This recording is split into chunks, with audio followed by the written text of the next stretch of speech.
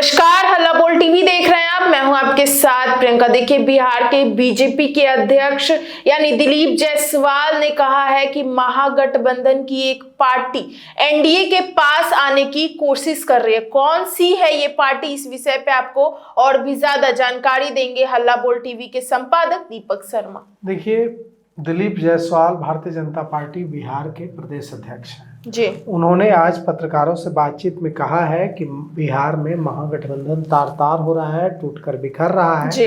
और महागठबंधन की एक पार्टी उनके साथ आने की कोशिश कर रही है। वह पार्टी खुद से प्रयास कर रही है कि वह पार्टी खुद से कोशिश कर रही है कि उस पार्टी को एनडीए में ले लिया जाए जी।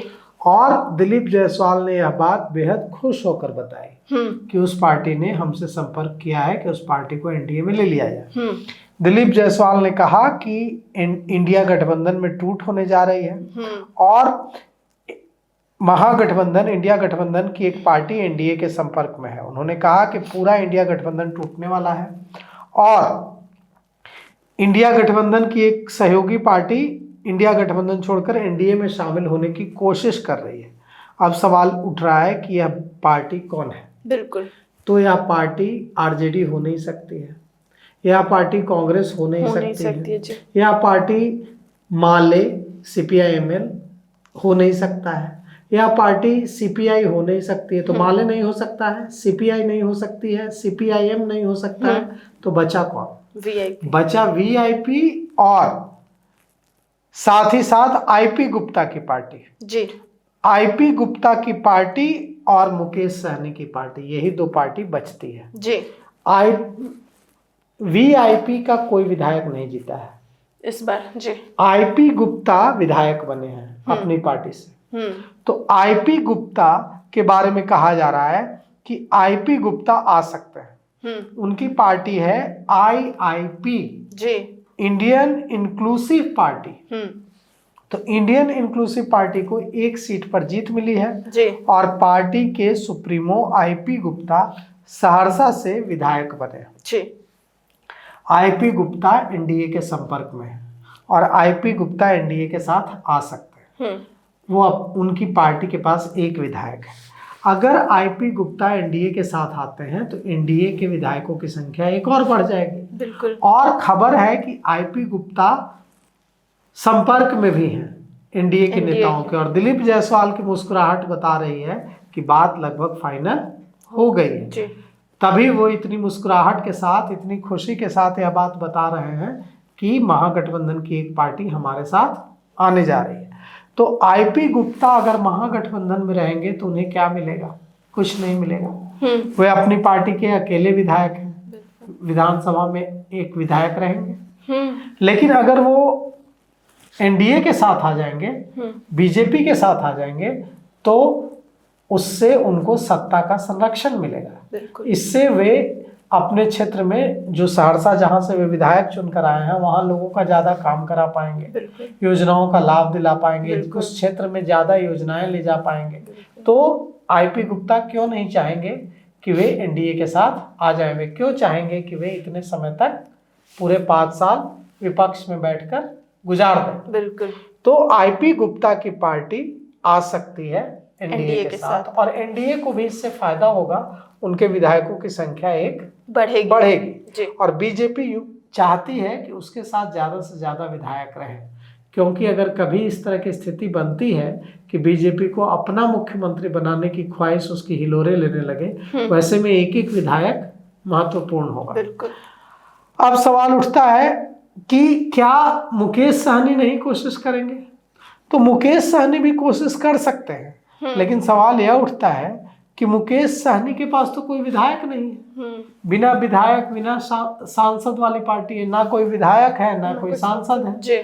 तो मुकेश सहनी के आने से ही और ना आने से ही अभी क्या फायदा मिलेगा?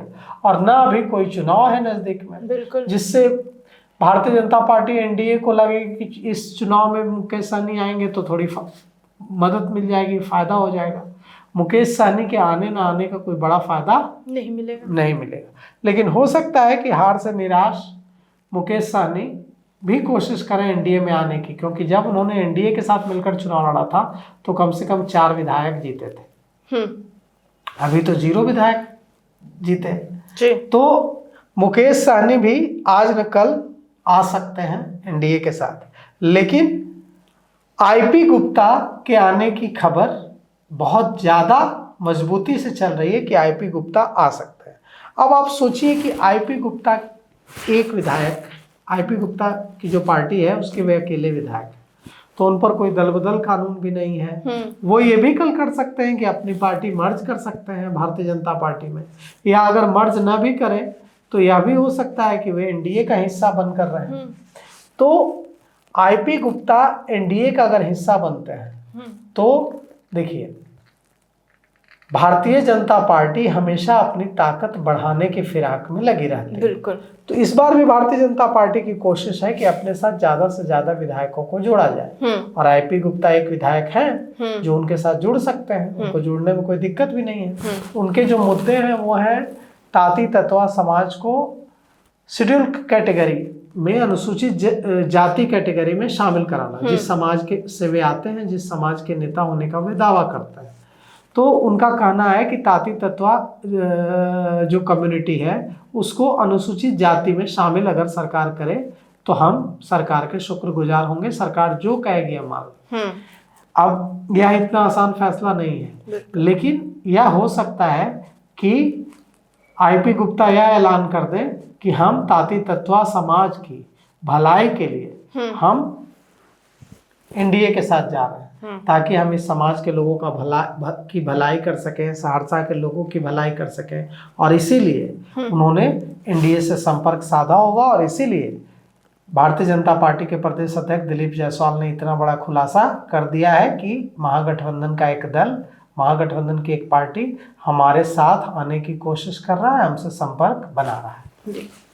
तो सुना आपने कि किस तरीके से महागठबंधन की एक पार्टी एनडीए में जाने की कोशिश कर रही है, और वो कौन सी पार्टी, तो वो आईपी गुप्ता की पार्टी है जो एनडीए का दरवाजा ठकठका रही है। हालांकि वो इस सब सफल में कामयाब हो पाते हैं या नहीं, ये देखना दिलचस्प होगा। हालांकि इन सबको लेकर आपकी क्या राय है हमें कमेंट बॉक्स में बताएं। फिलहाल इस पेशकश में इतना ही।